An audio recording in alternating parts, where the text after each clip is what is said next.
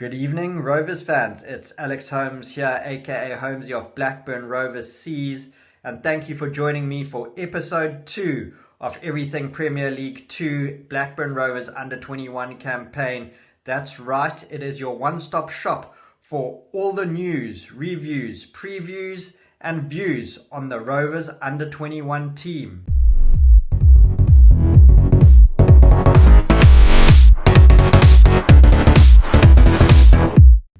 So starting off, let's have a look at breaking news. It is the groups have been decided for the Premier League Cup, and Rovers have been drawn in Group D next to Aston Villa, Brentford and Peterborough United Football Club. It's not going to be an easy group to get out of, but it will be exciting. Perhaps a chance to give a couple of those fringe academy players a bit of a run, get them a bit of experience. It's going to be tough getting out the group, but I'll back our boys. I think they can do it. Go on a nice little cup run, supplement our league form. Let's see how it goes. Come on, Rovers. Moving on to the match this last weekend where we took on the mighty Wolves. How did that go? Well, let's take a look. Unfortunately, it's 2 games down in a row for Rovers. They went down to Wolves 1-0.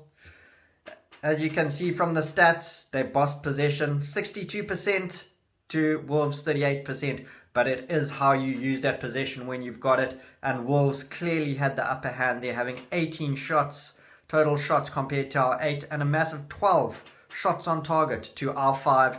Forcing our keeper only into 2 saves. We did have more 3 saves. But from what I can gather, largely all the shots were from out the box. There wasn't anyone really trying to get a grip on the game, taking it by the scruff of the neck. Wolves, for all their shots, weren't on top of us. They did have to wait for the 85th minute where Dexter Jean-Wu Lembakisa, it's a mouthful, try saying that 3 times quickly, did get the winner. 85th minute, not leaving Rovers a lot of time to get back into it. Unlucky boys. 2 in a row, hard to swallow. Gonna have to come back strong for next week's match. So, how did the teams line up? Well, we went for 4-3-3 with Louis Ainsley moving from a defensive midfield to a back. As you can see, there's a mystery man there at right back. They did go with a bit of Joe Rankin Costello, bringing in some experience and getting him some much needed match fitness. Joe Hilton returned to the goals. And a key notable absence there is Danny Butterworth up front. What is happening with Danny Butterworth? Where is he going? Is he going on loan? Is his time at Rovers coming towards an end? Big question marks must be raised there. May have been injured, I'm not sure. In that midfield you had Georgie Gent. Is he a gent? Of course he's a gent. And Jake Garrett on the right hand side of that midfield 3. Those guys are part of the senior squad as well, but they will mostly be seen in the academy this year. Maybe getting a bit of a cup game or be on a bench for a cup. Up front, Burns was there as the focal point, playing on the left last week, moving central this week. Didn't really do much. Going to be interesting moving forward after Jack Vale. Hasn't really worked out too well in the championship team. Did play last night and was again ineffectual. So he could be dropping down. Might be a good idea to get him in amongst the goals. And we do know that our under-21s could certainly use him at the moment. How did Wolves line up? Well, we spoke about Sondergaard last week as their most loyal player. He was back in goals, and that I think really galvanized the team. That Nathan Fraser up front. But as mentioned, it was Lembakisa, the left back, coming with a specky right at the end, both spectacular and speculative, and the ball went into the back of the net. So where does that leave us on the table? Well, Wolves, after their drubbing at Chelsea in the first round, have moved up into 7th with a win. Blackburn Rovers, sadly, sitting 13th. Just not good enough. Not good enough. We are, however, ahead of Manchester United, who are rooted to the bottom of the table, pretty much like their senior side. Do the cracks go deeper at Manchester United? We'll have to get a United supporter on there talking about the under-21s and see how they are positioned. So after the disappointment of last week, let's look ahead to what's coming up this weekend. And as I've mentioned in the first episode, it doesn't get any easier in this league. We have the mighty Liverpool Academy next. A great chance, however, to see who our next loan players will be next season. So they are managed by Barry Lutis. Now, Barry Lutis is a manager who has come all the way since 2013, starting off managing the under-9s. Maybe I'm exaggerating. Under-12s at Liverpool, all the way up to under-16s. Took over the under-18s from Steven Gerrard. Previous experience with Wigan and Bolton, so he knows that part of Lancashire quite well. His record against Rovers is 3 draws and 1 loss. Directly against Mike Sheeran, his counterpart, he has had 1 win against Mike and 2 draws. That was probably in the under-18s where Mike also progressed from. How does he like to line up? Well, it's a solid back 4 there, 1 holding defensive midfielder, 2 slightly more attacking midfielders, playmakers getting the ball, distributing, box-to-box midfielders, if you like, and then a focal point of Stewart up front is how they played last week, a focal number 9, and then Byrne and number 11 on the right-hand side. So, who is their most loyal player? Well, that is Paul Glatzel. He is a German international. He does play for Germany, but he's been at the club since under-9. He's been very prolific in the under-18s. He scored 28 goals in the 18 and 19 season. He won the Youth Cup with Liverpool, scoring the decisive penalty in that Youth Cup. And he has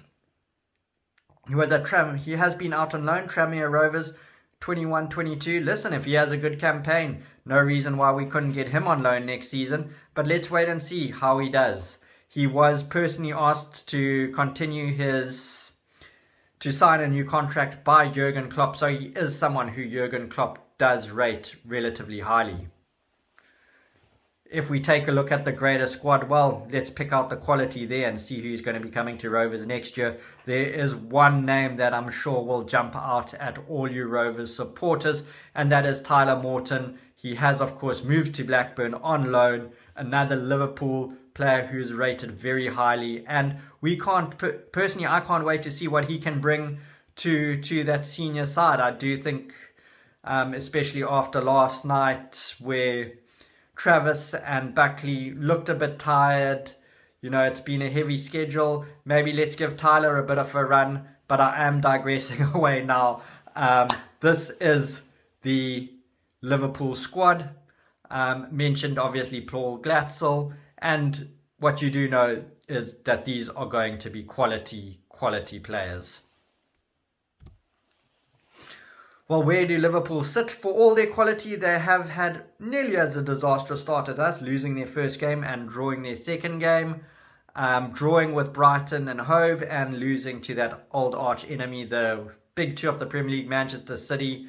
So it will be interesting to see how they line up against Blackburn this weekend, and who lines up for Blackburn. Well, let's take a closer look there shortly. So we do have our manager Mike Sheeran, who I profiled last week. He's had 2 matches against Liverpool, drawn both of them, 3 matches directly against Lutis, and of course drawing 2, losing 1. Pretty much expect him to line up exactly as he did last week against Wolves, especially in formation. I'm not sure if Rankin Costello will get a run there. Maybe it's time to give Pike more of a run. It was nice to see Sereno in the team last week. But let's see how it lines up. Ainsley back in defence. Harlock in central defensive midfield.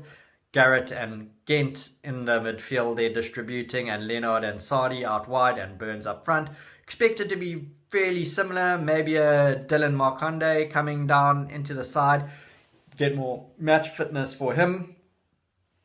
So lots of options there. Let's quickly have a look at our profiled player today, and he was the first Blackburn Rovers signing off this particular window.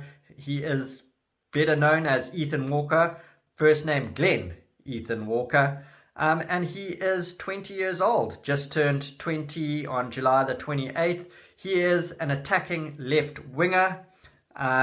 He is the youngest player to have made his debut for Preston in a league match. He has got 2 caps for the senior Preston side, and at 16 years and 156 days, a lot of talent there. Very much the theme of when Dolan moved across from Preston to Blackburn, when he wasn't offered a new contract. I can't remember the name of the guy who came through last season. I don't think he's been offered a new contract though. So let's see what Glenn Ethan Walker can do this weekend. Hopefully he starts getting some time. He did come off the bench last week. He's an attacking minded player, very quick from what I understand. From his photo, he looks like a big, strong, strapping young lad. So let's hope he gets in amongst it and can make Rovers proud. He does have a 2-year deal, so he should be with Rovers until 2024, and we hope he makes the step up much like Dolan did. Having a look at the greatest squad, I mentioned Dylan Marconde. Hopefully he can come down and bolster that, especially get some time in his legs. Possibly Adam Wharton coming back, getting some more game time. You know, we need to start winning. The last thing we'd want to do is get a relegation from this Premier League 2. Also mentioned Jack Vale. You know, it would be great to get him some more experience. It's been great having him up there. I'm sure it's done really wonders for him being part of the senior squad and getting game time. But I do think he might not be ready, maybe coming down or possibly going out on loan. So having a look at how we've done, it's been Everton away going down 2-0, home to Wolves going down 1-0. Big game this week against Liverpool. Then we've got Leicester at home and then Arsenal. Doesn't get easier. So let's have a look at a head-to-head here. Liverpool are slightly older by 0.3 months. We each have one national team player in our ranks. Our national player, of course, being the Rock of Gibraltar, Louis Ainsley. They have got 11 youth national team players to our 1. It's time for our boys to start getting noticed. I think they largely float under the radar here at Rovers.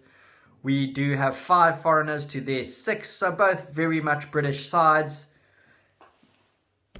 And now, lastly, taking a look at the last 10 meetings between the sides.